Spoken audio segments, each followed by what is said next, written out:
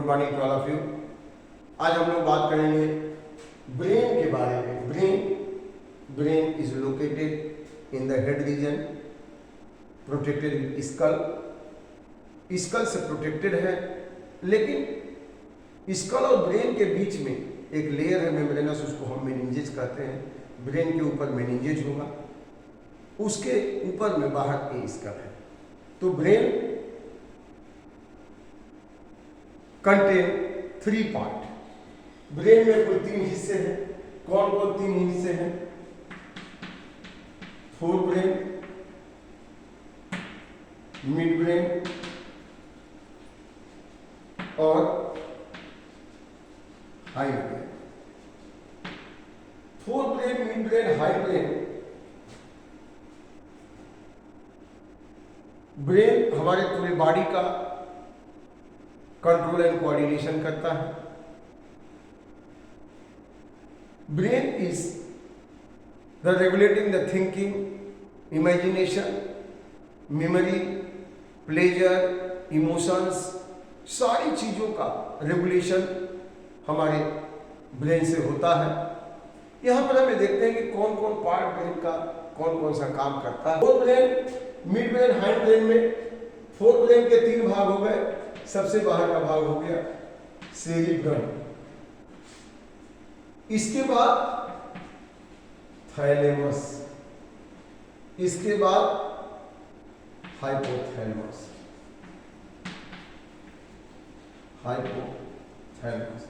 तो cerebrum is the site of thinking, reasoning, intelligence, imagination, interpretation, memory. ये सारे काम कहाँ होते हैं? सेरिब्रम में होते हैं। Thinking, reasoning, intelligence,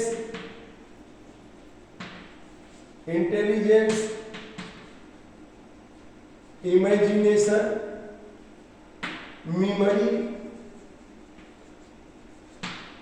interpretation, all the thinking, reasoning, intelligence, imagination, interpretation, memory, सारा काम कहाँ होता है? सेरिब्रम के अंदर होता है। सेरिब्रम में ढेर सारे सेंसरी मोटर न्यूरॉन है। कहीं कहीं तो ऐसी एरिया है जिसको एसोसिएशन एरिया कहते हैं। सेंसरी और मोटर दोनों ही पाए जाते हैं और यह सारा कार्य का रेगुलेशन हमारा सेरिब्रम करता है। और यहाँ पे जो सेरिब्रम दोनों हाफ एक इससे अटैच है, ये जो है कार्पस कैलोजम से अटैच है। और जस्ट सेरिब्रम के ठीक नीचे कौन है? Thalamus and hypothalamus. तो थैलेमस, आप थैलेमस यहाँ देख सकते हैं। यह एरिया, यह पूरा थैलेमस है just below the cerebrum. And thalamus is signalling area, ये सेंसरी मोटर का सिग्नलिंग एरिया है। इसके बाद हाइपोथैलेमस क्या है? ये hypothalamus is regulating the various functions like thrust centre, thermoregulatory centre, satisfied centre.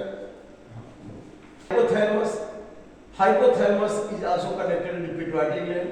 So hypothalamus control and coordinate the function of pituitary gland.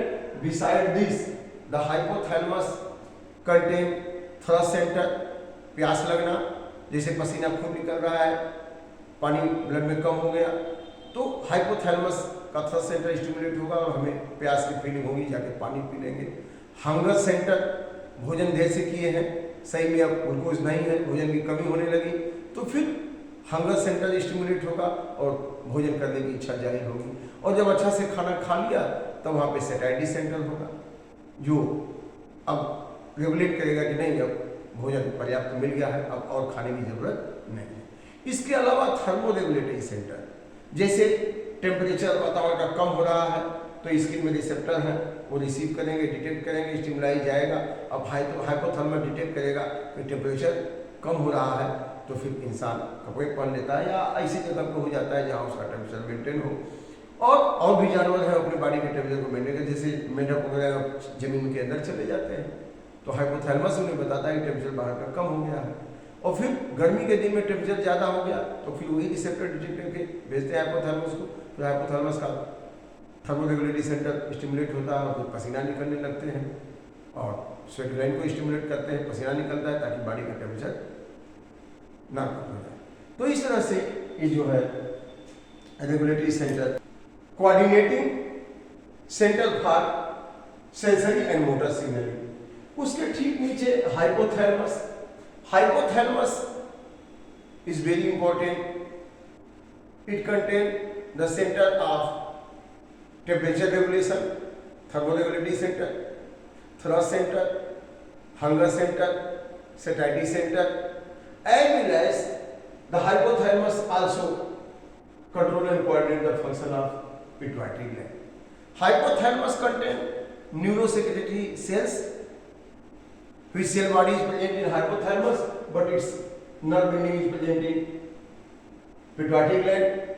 तो वहां से हाइपोथैलेमस के न्यूरोसेक्रेटरी सेल से ऑक्सीटोसिन और एडीएच हार्मोन भी निकलते हैं जो नर्व एंडिंग में पिट्यूटरी ग्लैंड में।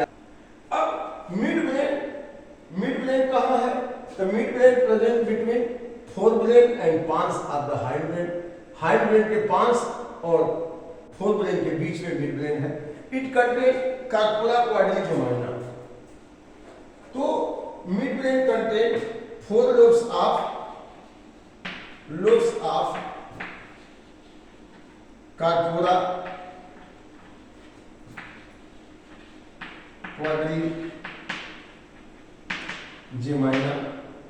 अब इसके नीचे है हाइंड ब्रेन।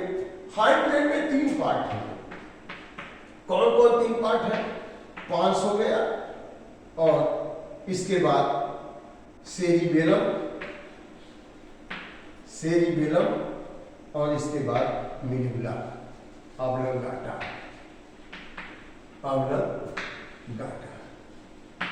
तो ये जो पांस है यहां पे हम आप देख सकते हैं, यहां जो ये पांस है यह पांस हो गया, ये सेरिबेलम हो गया, मेडुला ऑब्लंगाटा हो गया।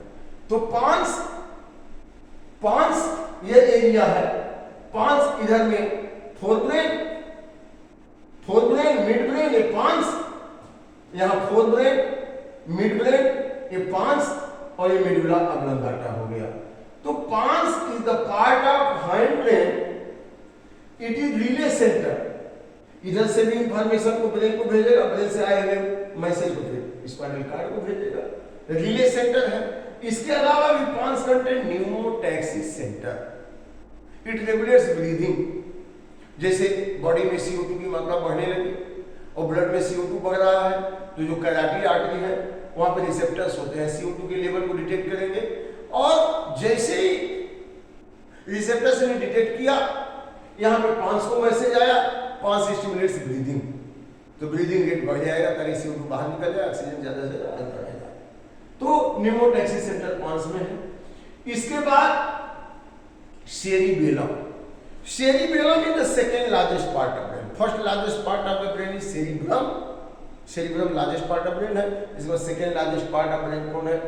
ये cerebellum। Cerebellum control and coordinate the body posture। भाव भंगिमा कैसी है इंसान की, इसको कंट्रोल कौन करता है? cerebellum। और इसके अलावा balancing of the body posture को कंट्रोल करता है, इक्विलिब्रियम मेंटेन करता है, आदमी अच्छे से चल सके बिना इधर उधर गिरे, तो बैलेंसिंग का काम करता है सेरिबेलम।